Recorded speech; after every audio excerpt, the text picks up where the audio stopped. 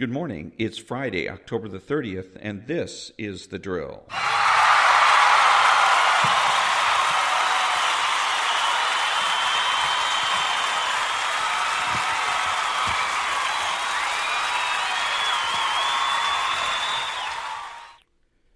Thank you. The daily prayer comes from dailyscripture.net. Lord Jesus, may I always honor you, both in my work and in my rest, and in the way I treat my neighbor. Fill me with your love and keep me free from a critical and intolerant spirit, that I may always seek to please you and to bring good to my neighbor as well. Amen. Welcome to all the butchers, bakers, and candlestick makers out there. I'm Ron, your host, and the only true conservative in the United States today. Who is the true conservative? He is the person that has the courage of his convictions and is confident in what he knows. He is the person that understands that culture trumps politics. He's not selfish, but he minds his own business. He acts like an adult.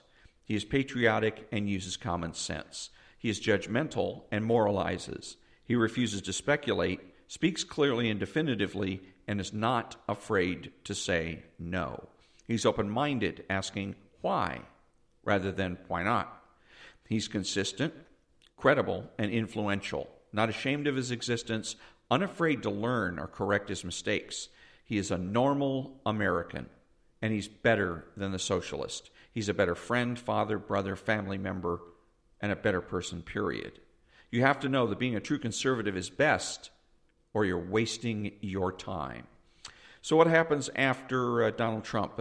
And I assume that he's going to be reelected, and assuming that he is reelected here in another 5 days or so, what happens after he leaves in 2024? Because then he's out because of the law that says you can only serve 2 terms. So then there's a vacancy. So who do we look to fill the very big shoes of Donald Trump? And that's where our culture comes into play.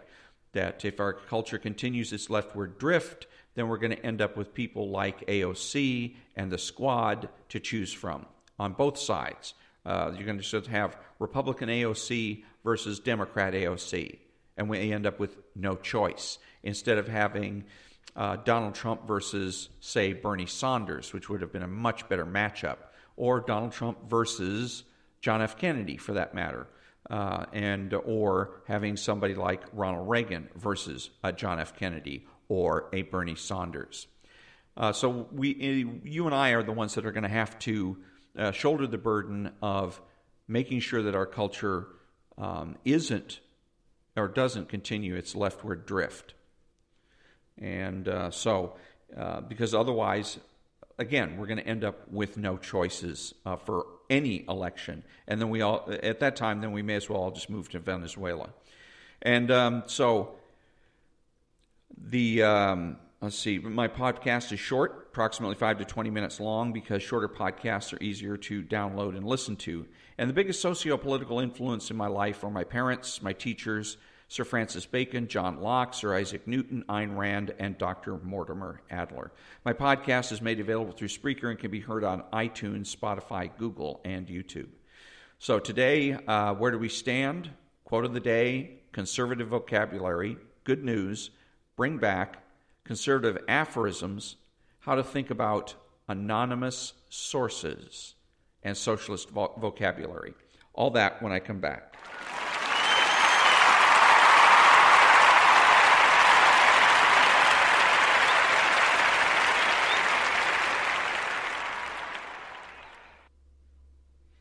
Thank you. The biggest problem with the news, besides undeclared bias, is the lack of continuity. So I decided to take issues facing the country and report on them daily until the story is complete. Hence, where do we stand? There is 4 days left until the election. No news on the monster that has been arraigned for shooting 2 Los Angeles sheriff's deputies. George Soros still is not dead yet. No law enforcement union has been decertified, and no laws shielding officers from prosecution have yet been repealed.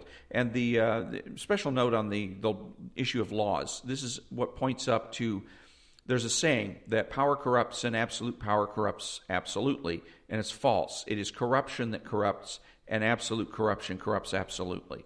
So the laws, because there are laws in the book in every state that show that or are designed so that police officers, when they get involved in a shooting, are held to a lower standard than you and I would. You and I would be held to a reasonable man standard, and they are not. All they have to do is just say under oath that they feared for their life, and the jury has to exonerate them under those circumstances. And all those laws came about because the unions exert political influence. They go ahead and contribute to campaigns. They make sure that only people that are going to support the police become mayors, city councilmen, and in a lot of cases, maybe even state legislatures and governors. And then they have those people write laws that shield them from prosecution.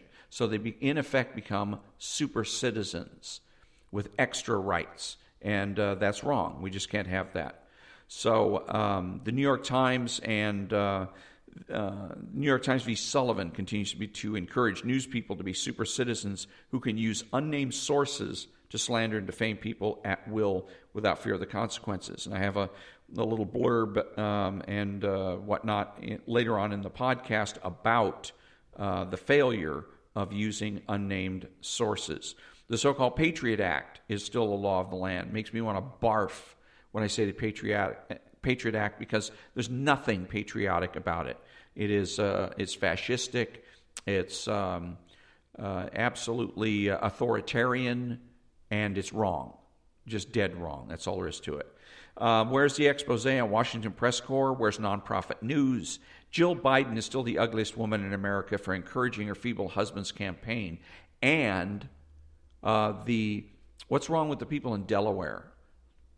What's wrong with these people? They voted this guy in the first place, rather dubious accomplishment, given the fact that he's just a bald-faced liar. He's got a nice smile and he's kind of amiable, but he's a goof, and so why'd they vote him in the first place? Then they reelect him 5 times. Then they support him for vice president, and now that he is on the verge of senility so bad he can't pick his initials out of the alphabet, they still support him? Because, again, he is still, in effect, representing Delaware. And so how he acts reflects not just on himself and his family, but every man, woman, child in the state of Delaware. So what's wrong with these people? Why aren't they up in arms and demanding that he stop this campaign and retire already? Get off the stage. You're done. Your time is done. You had your shot, and you did with it what you did, and history will be the judge of your life, and let's get on with something else. The communist flu continues.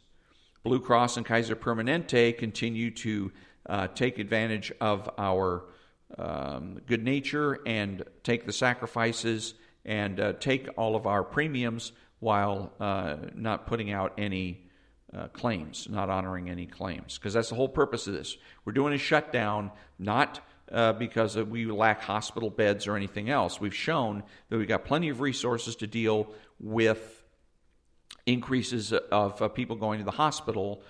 We've got Navy ships and on. And the real reason for it is the insurance companies. Insurance companies either don't want to or cannot pay a large number of claims. And so it's to save them from not only bankruptcy, but probably fraud allegations and civil and criminal prosecution. That's why we're shut down. Negotiations on the communist flu relief bill are stalled because Nancy Pelosi wants to include all kinds of irrelevant provisions. When in doubt, blame the left. When I come back, conservative vocabulary.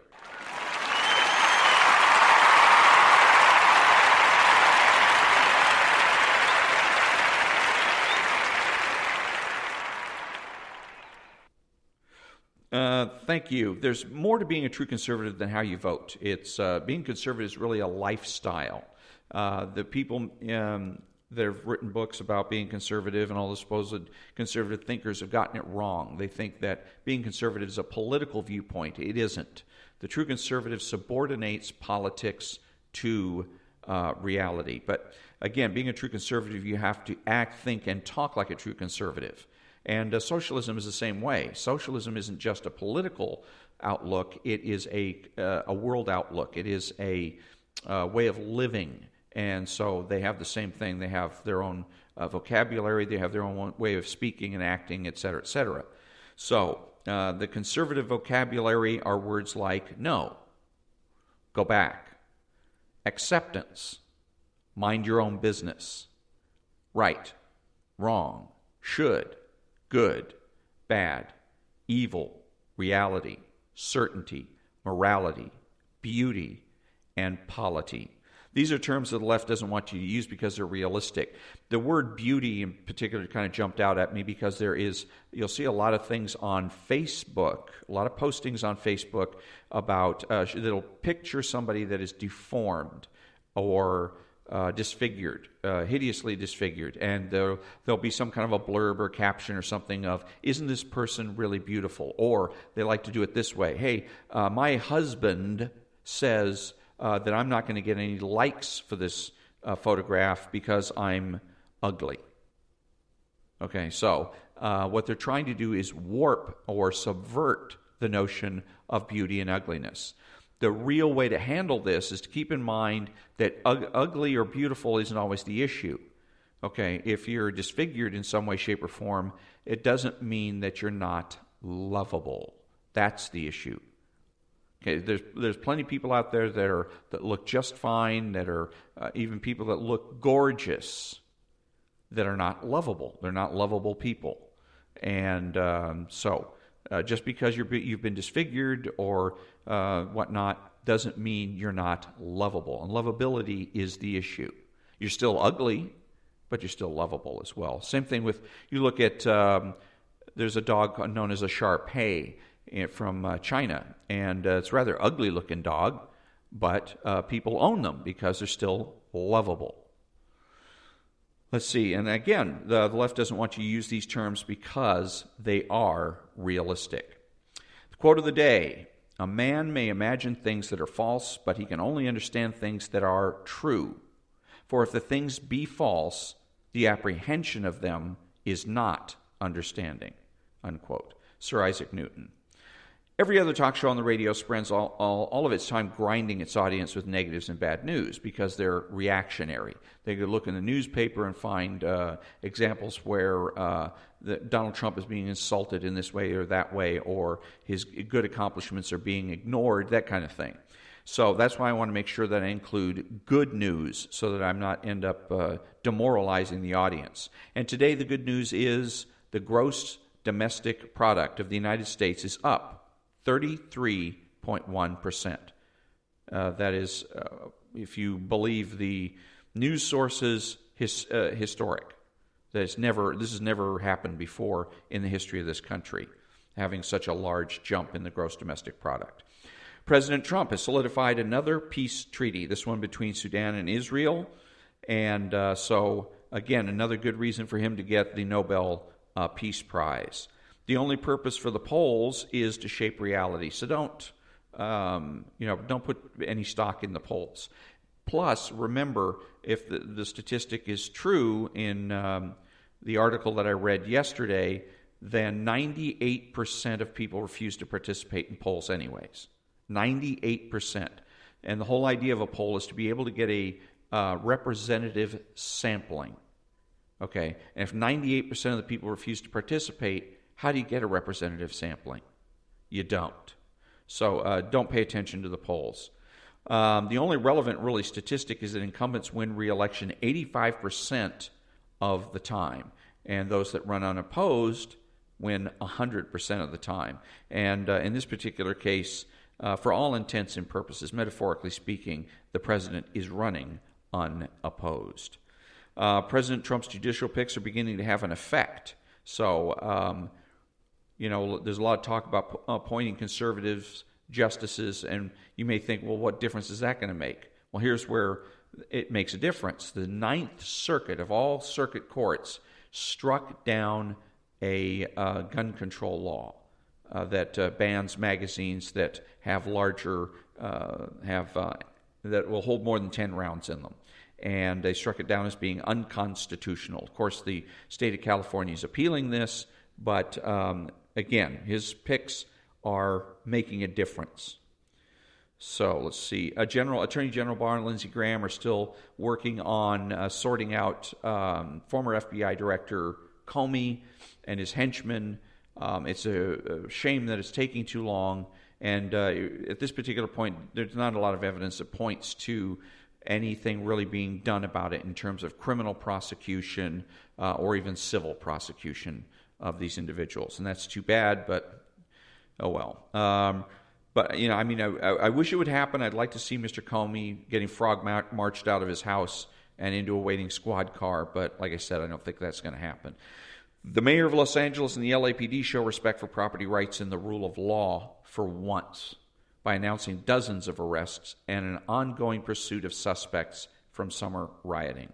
Michigan Attorney General announced last week that she will no longer enforce the governor's executive orders by criminal prosecution. So, ha-ha to you, Governor Whitmer. State of Florida, on the other hand, has the courage to lift all coronavirus restrictions, and businesses and schools are reopening. Some of you may have heard that Disneyland is shut down. That is true. And however, Disney World in Florida, wide open, no restrictions. And there's no cases of coronavirus coming out of Disney World. So there's a lot of people that are puzzled here in California as to why it is the governor insists on keeping Disneyland closed. They think it might be a personal issue, that he doesn't like Disney. It's political retribution of some sort. Who knows? But there doesn't appear to be any good scientific reason for him to keep Disneyland shut down. So, hooray for the governor of Florida, and I hope that what Florida has done is going to be spreading around the country. As it's about time for all this nonsense to be done. All the shutdown business was supposed to last 2 weeks, and here we are into our sixth month. No, see, that's not going to cut it. The grocery store shelves are full again. You've got bleach, and you've got, the only thing you don't have is the Lysol wipes or whatever, those individual wipes that you can use for cleaning surfaces and whatnot. And I understand the reason those are not on the shelves yet is because they're being sold first and foremost to hospitals and clinics. And so as soon as they get, ramp up some more production, then we'll start seeing more of those on the shelves. And by the way, they're being sold to the average citizen. It's just they're snapped up so fast, it's ridiculous. You go into Costco, you go into Sam's Club, looking for these items, because I've done that, and I get there just after they open, and you see people, you see those wipes in their carts, but by the time you get to the back of the store where they're being stocked, they're gone. I mean, that fast. As long as in the 2 minutes it takes you to walk from the front of the store to the back of the store, they're gone. They're all gone. It's amazing. But anyways, what it means is that we're returning slowly but surely to normal. Real normal, not atheist normal, not anarchist normal, not new normal. There's no such thing, by the way, as new normal. It's a contradiction in terms. And God bless Rush Limbaugh. He continues to broadcast. He sounds as good as ever. And I pray for him and wish him the best always. And, of course, Amazon stock was up yesterday. It's up for the year. It's been up for the past 5 years. It's amazing. As conservatives, we make the presumption for the status quo and change only when there's an obvious or prima facie case for change. And I should say, any normal human being does that. Even the people on the left who pretend to be other than normal do that. They don't get up in the morning and presume change. The alarm goes off. Well, gee, why should I get up? Why should I answer to an alarm? They don't do that. They just do the same things they did yesterday, and as long as it keeps working, they keep doing it. That's the essence of it. So, but a lot of the changes that our civilization has been through are gratuitous, like the legalization of the recreational use of marijuana. because they came about not because people were intellectually convinced that these changes were necessary, but because they were simply psychologically bullied and intimidated to the point where they either just went along with the program or gave up. So the following are concepts and ideas that have been left by the wayside that we should bring back. Property rights. Property rights is the foundation of all other rights. No property rights, no other rights exist, period. Bring back the pre-1970 filibuster. You're not sure what that's about? Google it. Outlaws. Bring out outlaws. You're going to flaunt the law. You're going to be a terrorist. You're going to be an atheist or anarchist or whatever, running around town, burning things down, and then thinking that when you get burglarized, you're going to call 911. Forget it. You want to act like that, you should be declared an outlaw, meaning you're outside the protection of the law. Bring back single-income households. Bring back integration. Forget diversity. Integration. Parenting, and along with it, corporal punishment. The primacy of existence, certainty of knowledge, and universal rights and wrongs. Bring back principled behavior, masculinity and femininity, Adam 12, John F. Kennedy, the gold standard, pre-HMO medical care, nonprofit news, civil service, the term stupid question, arguments and fights, the cultural influence of the church and the Boy Scouts. Bring back the influence of social organizations like the Lions and Rotary Club. Bring back bowling. Bring back SMART. Be of good cheer. The universe is benevolent, and success is to be expected. And we know that by the evidence of our senses and the use of our mind. And because it's a benevolent universe, the left has no authority, no power, and they can't win. Think about it. Conservative aphorisms. These are little words and sentences or phrases that I think would make excellent bumper stickers. Why? Who asked you? Who cares? Who is we? Are you sure? How do you know? No, you don't understand. No, you are not listening. You're right, I don't care. No, you're not a leader or a change agent. Who died and left you in charge? And my personal favorite, get off of my lawn. Next up, how to think about anonymous sources.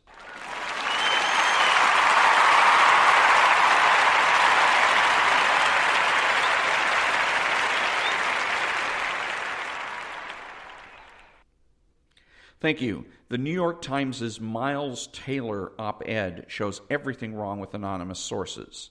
And this is an article in American Conservative magazine. If the New York Times is willing to lie about its anonymous source for their high-profile information operation, imagine the lies they're willing to tell about all the other anonymous sources they use.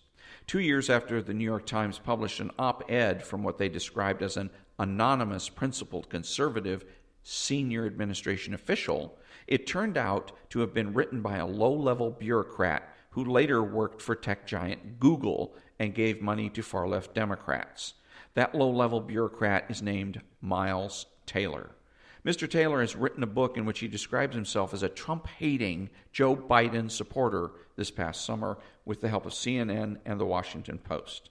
So Mr. Taylor was neither a senior administration official nor a principled conservative. The only thing that is really known about him is that he's capable of and willing to lie, as he did on air when asked by Anderson Cooper if he was anonymous. If the New York Times is willing to deceive readers about how high this author's perch was, imagine how much other papers and media outlets are willing to lie in support of their anti-Trump narratives. Anonymous sources have occasionally been necessary for journalists.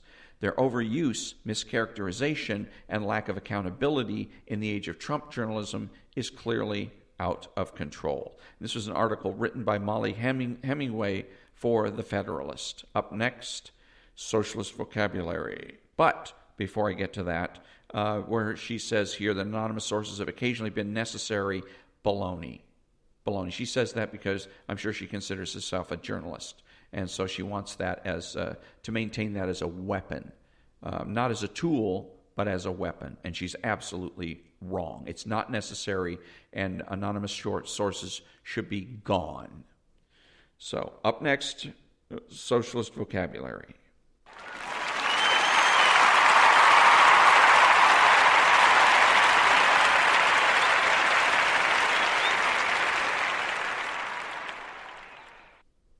So, socialist vocabulary, the idea came from listening to conservatives, Sean Hannity, for example, using socialist words and slogans in their everyday, day-to-day language. Makes me want to barf, because they obviously don't know or understand that if we're going to reclaim our culture, we have to reclaim the truth. If we're going to reclaim the truth, we have to reclaim the language. So that means we use the realistic words and we avoid the idealistic words and phrases of the socialist left. Words like stakeholders, Latin X, empower, going forward, mansplaining, politically correct, supportive, and hegemony. Back in a minute.